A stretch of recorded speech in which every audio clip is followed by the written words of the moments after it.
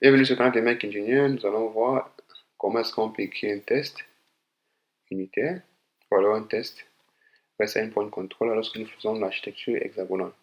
Dans la vidéo passée, nous avons eu le service test comme ceci.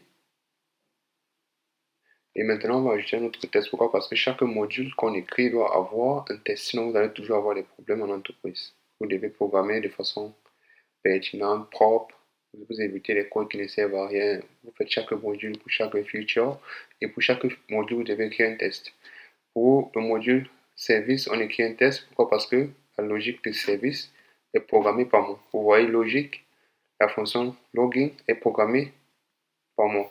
Or, je n'écris pas le test pour data. Pourquoi? Parce que il n'y a rien implémenté à ce niveau. Find by email n'est pas implémenté par moi. Et on ne teste pas le future d'une bibliothèque. Student, il n'y a rien à tester, raison pour laquelle j'écris uniquement le test pour service et pour reste pour contrôle autant pour moi. Ça, c'est le test pour contrôleur. Je vais ajouter autoconfig mock. J'ai expliqué ce que c'est qu'un mock pour simuler, pour visualiser le contenu. Je vais faire AutoWire de service. Ici, je vais faire AutoWire de mec.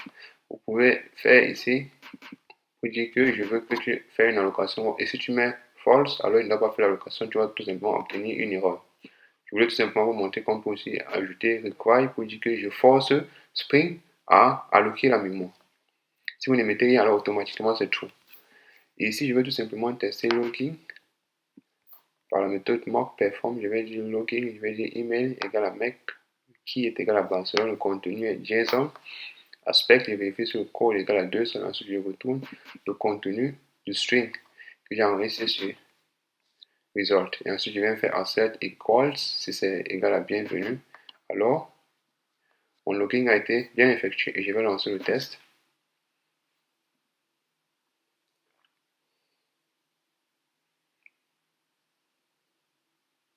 Vous voyez que le test est bien fonctionnel.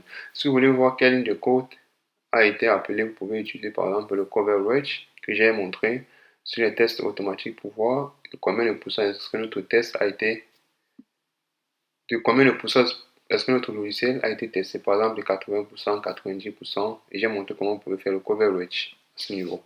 Si vous voulez faire ceci sur Java ou alors sur VS Code, vous venez tout simplement ici, choisissez debug test ou choisissez run test. Lorsque vous allez venir sur test, vous allez voir tous les tests qui sont présents. Si je viens tout simplement sur run, alors tous les tests seront exécutés. Et si vous voulez démarrer le coverage, alors vous pouvez tout simplement venir, je crois, c'est à ce niveau, vous téléchargez JUnit Coverage. Code coverage, je crois que c'est ça. En Java. Voilà, je crois que c'est ça. Lorsque vous allez le télécharger, ou alors pour éviter JUnit, vous mettez tout simplement coverage Java. Lorsque vous avez fait ceci, alors vous allez tout simplement chercher l'extension coverage, par exemple comme ceci.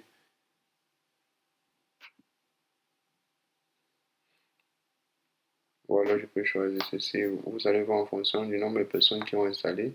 Vous allez savoir ce que vous avez lieu de prendre ou pas. Ici, on a 35 000 personnes. Vous avez tout simplement cliqué sur installer.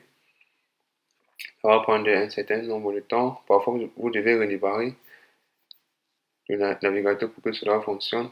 Parfois, vous n'avez pas besoin de redémarrer. Je ne sais pas trop dans ce cas. Si je viens ici, si je ne vois pas, alors cela va dire que je suis obligé de redémarrer. Et je vous laisse la peine de faire cela et de tester cela. C'est ce, je vous dis à très bientôt pour une nouvelle vidéo sur le canal de Mac Engineer. Ciao, ciao.